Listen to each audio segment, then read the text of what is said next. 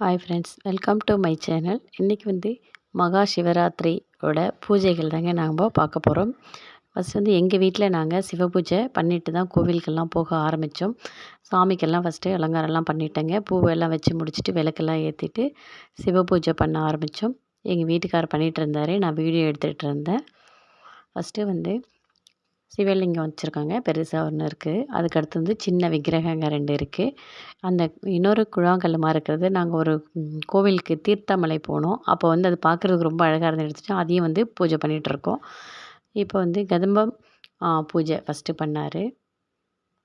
ஒவ்வொன்றும் பண்ணாருங்க. என்னென்ன பூஜைன்றதை நான் ஒவ்வொரு அபிஷேகமும் பண்ணார். இப்போ அரிசி மாவு ஒவ்வொரு பூஜையும் ஒவ்வொரு அபிஷேகமும் பண்ணி முடிச்சுட்டு அதுக்கப்புறம் வாஷ் பண்ணிவிட்டு திரும்பவும் ஒரு பூஜைங்க. அது பால் அபிஷேகம், தயிர் அபிஷேகம்.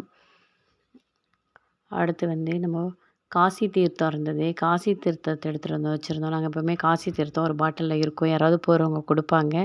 சிவனடியார்கள் போயிட்டு வர்றது கொடுப்பாங்க. அந்த காசி தீர்த்தம் அபிஷேகம் பண்ணியிருந்தோம். இது ரொம்ப எங்களுக்கு ஒரு மனநிறைவாக இருந்தது. நம்ம சிவராத்திரியில் ஃபுல் டே சாப்பிடாம காலையிலேருந்து சாப்பிடாம நைட்டு மறுநாள் தான் நாங்கள் சாப்பிடுவோம். அடுத்து இந்த சிவ பூஜைலாம் பண்ணிவிட்டு ஒவ்வொரு கோவிலாக போயிட்டு வரும்போது ரொம்ப நல்லா சந்தோஷமாக இருக்கும். இது சந்தன அபிஷேகம். அது முடிச்சோடனே சொர்ணாபிஷேகம்னு சொல்லுவேன். நம்மக்கிட்ட ஜுவல்லாம் இருந்ததுன்னா அதையெல்லாம் போடலாம். அடுத்து ருத்ராட்ச மாலையெல்லாம் போட்டு ஒரு அபிஷேகம்லாம் முடிச்சுட்டு ஃபைனலாக அதுக்கு அலங்காரம் பண்ணி தீபாரத்தனெல்லாம் காமிச்சு முடிச்சுட்டு நாங்கள் கோவிலுக்கு போக ஆரம்பிச்சிட்டோம். இது எங்கள் வீட்டுக்கு எதிர்த்து அப்படியே ஒரு சின்ன கோவில் இருந்ததுங்க. ஃபஸ்ட்டு அந்த சாமியை பார்த்துட்டு ஒவ்வொரு கோவிலாக நாங்கள் போயிட்டு வந்தோம். ரொம்ப அலங்காரம் ரொம்ப நல்லா சூப்பராக பண்ணியிருந்தார். ஒவ்வொன்றுக்கும் ஒவ்வொரு மாதிரி அலங்காரம் பண்ணியிருந்தார். நம்மளால் வீடியோ எடுக்க டைமும் இல்லை, நிறைய கூட்டமாக இருந்தது. ஒவ்வொரு இடத்துல அப்படியே சும்மா லைட்டாக எடுத்துக்கிட்டு வந்துட்டோம். இது எங்கள் வீட்டு சாமி தாங்க இது. அடுத்ததாக இந்த கோவிலை முடிச்சுட்டு நாங்கள் வெள்ளீஸ்வரன் கோவில் ரொம்ப ஃபேமஸுங்க. மாங்காடு வெள்ளீஸ்வரன் கோவில் ரொம்ப ஃபேமஸ்ஸு. அந்த கோவிலுக்காக போயிட்டு வந்தோம். அந்த கோவில் ரொம்பவே நல்லாயிருக்கும். ஒரு சக்தி வாய்ந்த ஒரு சிவன் கோவில் அது. வெள்ளீஸ்வரன் கோவிலுக்கு போகும்போது ரொம்ப அங்கே சாமியெல்லாம் எங்கேயுமே தரிசனம் பார்க்கவே முடியல. ஒரு சில சின்ன கோவிலில் மட்டும்தான் பார்க்க முடிஞ்சதுங்க. அவ்வளோ ஒரு கூட்டம் இருந்தது.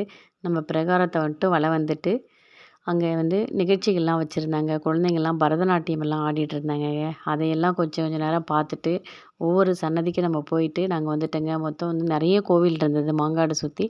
ஒரு 7, 8 சன்னதி தான் எங்களால் போக முடிஞ்சுது.